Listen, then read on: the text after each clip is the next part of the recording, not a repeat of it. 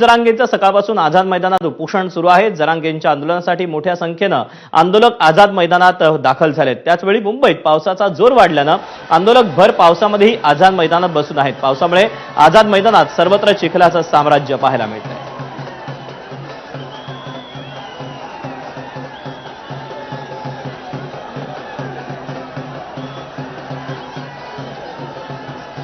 दरम्यान या आंदोलनामुळे अनेक भागामध्ये आपल्याला वाहतूक कोंडीचं देखील चित्र पाहायला मिळालेलं होतं। सध्या मुंबईतील पूर्व मुक्त मार्गावरून आपण अपडेट जाणून घेऊयात। अभिषेक मुठाळ आपल्यासोबत आहे। अभिषेक, आता खरं तर पीक आवरची सगळी वेळ असते मुंबईमधली, सध्या वाहतूक कोंडीबाबत मुंबईतनं काय नेमके अपडेट मिळतात? कुठे वाहतूक कोंडी अतिरिक्त जास्तीची पाहायला मिळते?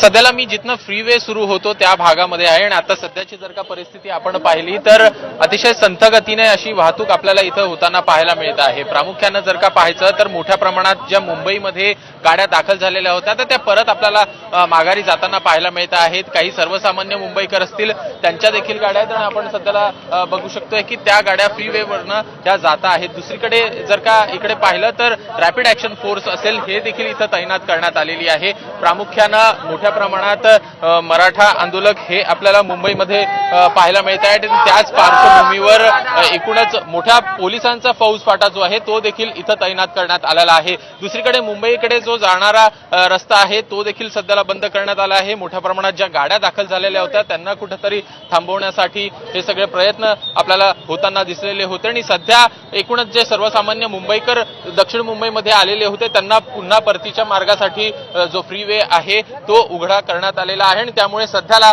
वाहतूक जी आहे ती आपल्याला संथ गतीनं होताना पाहायला मिळत आहे। मात्र सर्वसामान्य मुंबईकरांसाठी देखील जो रस्ता आहे तो आता सध्याला ओपन करण्यात आलेला आहे। अनेक मराठा आंदोलक इथं आपल्याला दिसत आहेत जे सध्या इथे आपण मोठ्या प्रमाणात गाड्या देखील बघू शकतो आहे पार्किंग केलेल्या आहेत आणि तिथंच ते राहत आहेत। एकूणच त्यांची जी व्यवस्था आहे गाड्यांमध्ये आपल्याला झालेली दिसत आहे आणि त्यामुळे एकूण मोठा जो जनसमुदाय आहे तो आपल्याला या भागामध्ये जो फ्रीवेचा भाग आहे शिवडी पर्यंतचा भाग आहे तिथपर्यंत या गाड्यांच्या रांगा ह्या आपल्याला इथं आल्याचं दिसतंय।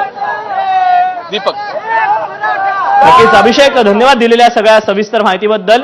तेव्हा हजारो आंदोलक सध्या आझाद मैदानाच्या दिशेने येताना पाहायला मिळतात आणि या सगळ्या पार्श्वभूमीवर मुंबईत अनेक परिसरामध्ये अनेक भागामध्ये सध्या वाहतूक कोंडीचं हे असं चित्र सध्या पाहायला मिळत आहे।